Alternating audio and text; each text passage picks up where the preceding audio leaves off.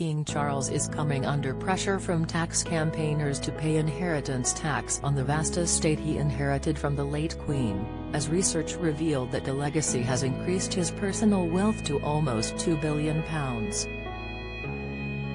The monarch's private fortune is estimated to now total £1.815 billion, according to research by The Guardian.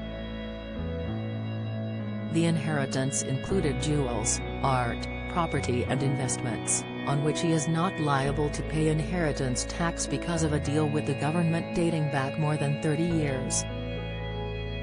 Tax campaigners claim there is now a wave of public support for ending the special arrangement, saying that it is staggering that the king is exempt from inheritance tax, normally charged at 40% above a £325,000 threshold, on his riches. The royal exemption, under a convention that was confirmed during negotiations over royal finances with John Major's government in 1993, applies when the sovereign bequeaths their wealth to their successor.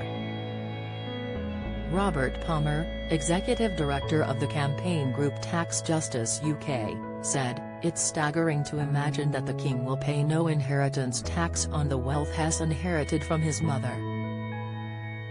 Our own polling last year found that 63% of the public think that King Charles should have paid inheritance tax on this wealth.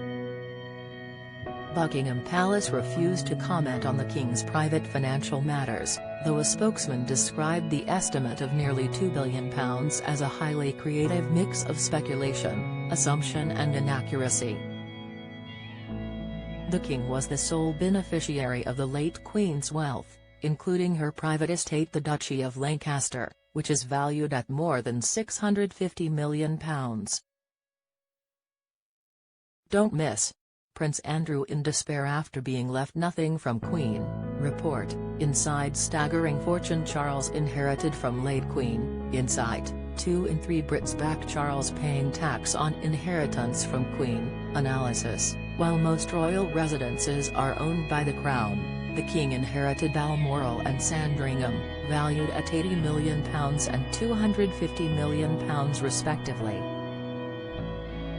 The late Queen's privately owned jewellery was said to be worth £533 million, while her racehorses were worth a further £27 million. The royal stamp collection, considered the best in the world, is said to be worth at least £100 million. The Guardian said it had identified almost 400 works of art as being owned privately by the family, including art by Monet, Salvador Dali, Marc Chagall and L.S. Lowry, and said the 60 most significant were valued at £24 million. The 1993 Memorandum of Understanding on Royal Taxation said, in relation to assets which can be properly regarded as private, the arrangements provide that inheritance tax will not be paid on gifts or bequests from one sovereign to the next, but will be payable on gifts and bequests to anyone else.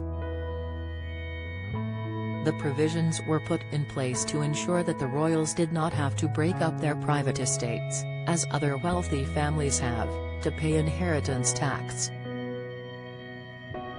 Former Lib Dem Minister Norman Baker, who has written a book about the royal family's finances, said, "Charles says he wants to slim down and modernize the monarchy, but if all he wants to do is to have fewer people on the balcony at Buckingham Palace, that is woefully inadequate." The real test comes in whether he is prepared to pay tax as everybody else in the country does, and he can start by paying inheritance tax on the millions in private possessions left to him by the Queen. My research shows that the cost to the taxpayer of supporting the royals is way in excess of any other monarchy in Europe. It's time to derail the royal gravy train.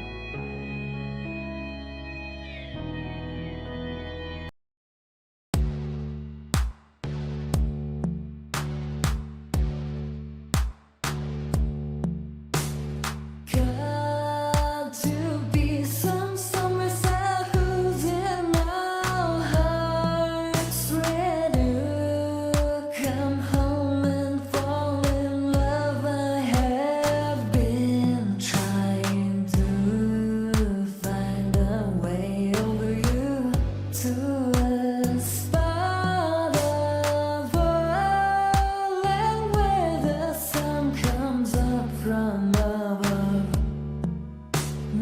say.